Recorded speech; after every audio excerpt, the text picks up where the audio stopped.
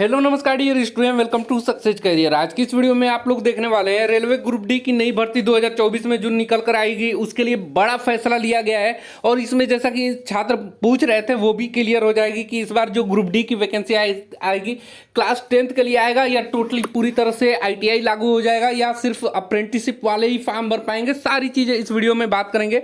साथ में CCA और के भी गुड न्यूज़ है, उन पर भी बात करेंगे। तो आप वीडियो को अंत तक बने रहेगा, सारी इन्फॉर्मेशन इस वीडियो में मिलने वाली है।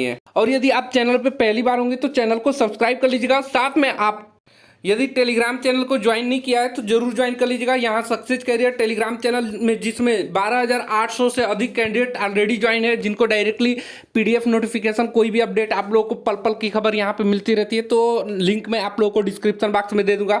देखिए, सबसे पहले हम लोग बात करते हैं कि क्या क्या लागू हुआ है। यहाँ पे ऑफिशियल नोटिस हमने अपने टेलीग्राम चैनल में डाल रखा है। आप देखेंगे नार्दर्न वेस्टर्न रेलवे की तरफ से यहाँ पे एक रिक्रूटमेंट निकल कर आई है, जो कि यहाँ पे स्पोर्ट कोटा की तरफ से आया हुआ है। ठीक है, यानी कि स्काउट एंड गाइड्स कोटा की तरफ से ये वैकेंसी निकल कर आई है ग्रुप डी की। ये अभी स्पोर्ट वालों के लिए है, ठीक है, स्काउट गाइड वालों के लिए, जिनके लिए आप लोग को ये फॉर्म नहीं भर पाएंगे। लेकिन इसमें जो ग्रुप डी की है सेम यही डायरेक्ट रिक्रूटमेंट आएगी, ओपन रिक्रूटमेंट आएगा। तो वही नियम आपका लागू होगा, वही कैंडिडेट की एलिजिबिलिटी होगी। तो ये एलिजिबिलिटी आपको पता है 2019 में एक बार कंपेंसेशन दिया गया था, एक बार रिलैक्सेशन दिया गया था, लेकिन बोला गया था कि ITI लागू हो जाएगा। अब यहाँ पे अगर गौर से पढ़ेंगे तो देखिए क्या लिखा है। लेवल 1 वैकेंसी जो ग्रुप डी की आती है उसमें क्या क्वालिफिकेशन है, तो 10th pass from recognised board with national apprentice certificate, यानी कि आपके पास 10 के बाद नेशनल अप्रेंटिस सर्टिफिकेट होना चाहिए, यानी NSC होनी चाहिए।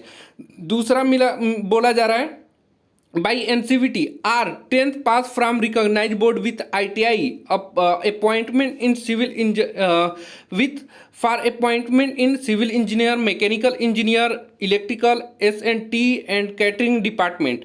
यानी कि यहाँ पे बोला जा रहा है कि यदि आप 10th के बाद यदि आपके पास NSC सर्टिफिकेट है, नेशनल अप्रेंटिस सर्टिफिकेट, 10 के बाद कहीं से अप्रेंटिस कर ले रहे हैं, ठीक है, वो भी कहाँ से, रेलवे से। और दूसरा बोला जा रहा है यदि आपके पास 10 के बाद ITI है तो आप इसमें form railway group D level 1 की पोस्ट के लिए अप्लाई कर सकते हैं।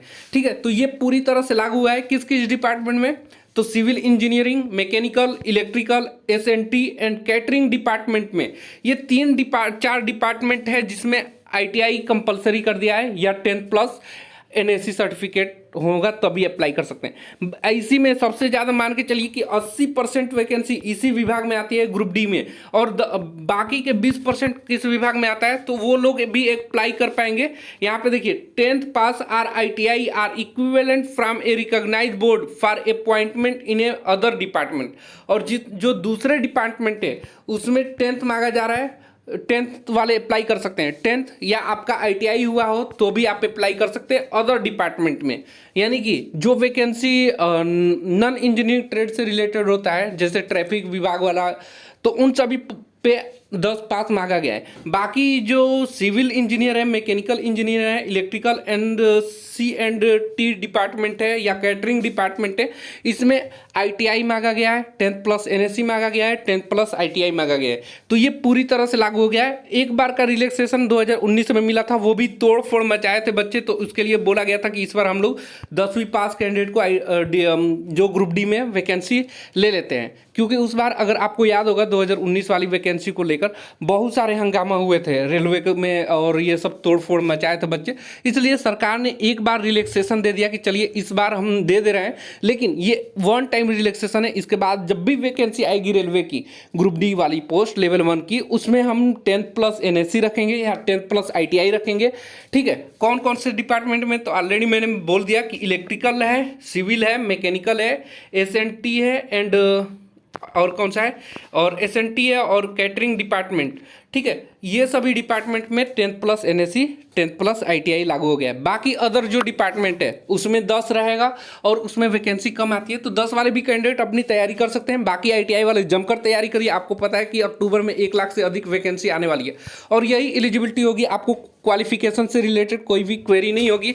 अब देखिए, उसके अलावा यहाँ ग्रुप डी में जो course completed act, apprentice act के तहत रेलवे से अप्रेंटिस किए हुए हैं, उनको 20% की छूट भी मिलती है, जिसमें आप लोगों का 20% तो कोटा फिक्स हो जाता है। और दूसरी यहाँ पे फिजिकल इफिशियंसी टेस्ट, यानी कि आप लोग को रनिंग में भी छूट दिया जाता है, आपसे रनिंग नहीं करवाई जाती है।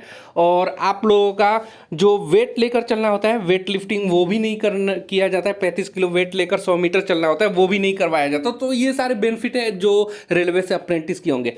रेलवे की पल पल की खबर और अपडेट के लिए यदि चैनल को सब्सक्राइब नहीं किया तो सब्सक्राइब कर दीजिएगा, और साथ में व्हाट्सअप और टेलीग्राम को लिंक हम डिस्क्रिप्शन बॉक्स में दे दिए हैं, यदि ज्वाइन नहीं किया तो उसे अवश्य ज्वाइन कर लीजिएगा। आज के लिए वीडियो में इतना ही। Thanks for watching this video guide. मिलेंगे नेक्स्ट वीडियो में, तब तक के लिए बाय, जय हिंद।